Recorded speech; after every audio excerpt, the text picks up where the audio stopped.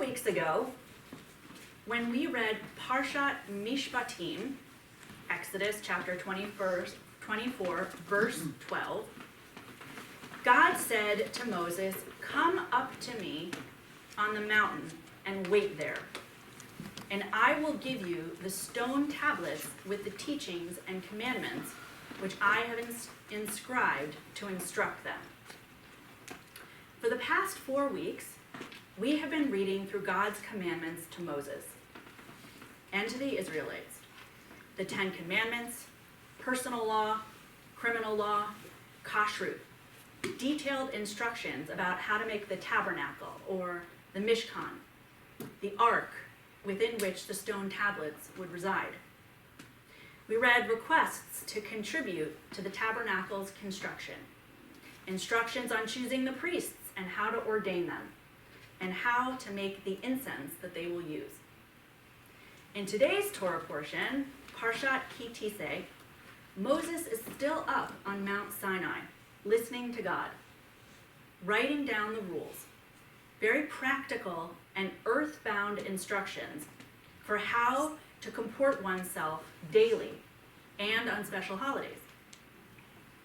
God is winding up God's words, and Moses is about to head back down the mountain to report all that he has learned to the children of Israel.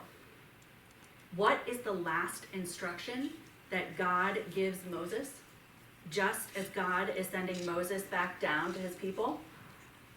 V'shamru v'nei Yisrael, et ha-Shabbat la'asot, et ha-Shabbat l'dorotam b'rit olam.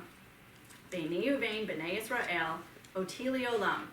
Ki sheshet yamim asa Adonai et ha-shamayim v'et ha'aretz, u'vayom hashvi'i Shabbat va'inafash.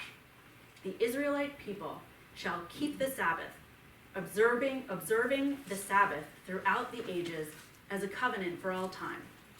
It shall be a sign for all time between me and the people of Israel.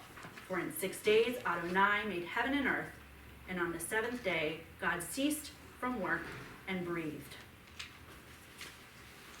We just sang these words together right before I read from the Torah. The melody is joyous. The words are joyous. The mood is joyous. At the end of all of God's instructions, God reminds Moses of the beauty and the life-affirming covenant of Shabbat between God and the Jewish people. Moses begins his descent from the mountain not as a student leaving a brutal lecture exhausted, but of a renewed supplicant basking in the glow of the divine.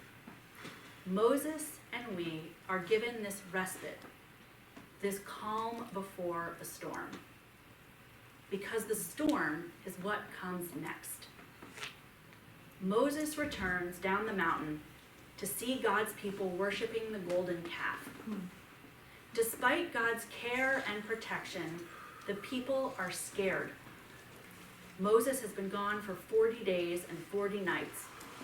God has been with Moses on the mountain. The people didn't feel or see or sense God's presence, so the people were uncertain, scared of the unknown, unwilling to wait. They acted rashly in order to soothe their discomfort. It is painfully easy to make mistakes during times of uncertainty.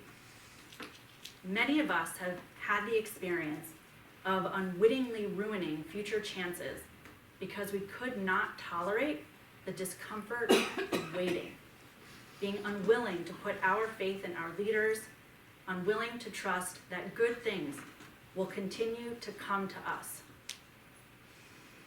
The rabbis teach us, through the inclusion of these words from Exodus in our Shabbat prayers as the V'shamru, we know and love, that Shabbat joy, Shabbat rest, and Shabbat breath can sustain us. If we all continue to come together, to breathe together, to celebrate together, we can weather any storm. Thank you for being here with us tonight. Your presence shows that the Santa Monica Synagogue matters. that the Santa Monica Synagogue and our community will survive and thrive. Wherever we find our next home, we will be together. Shabbat Shalom. Shabbat Shalom.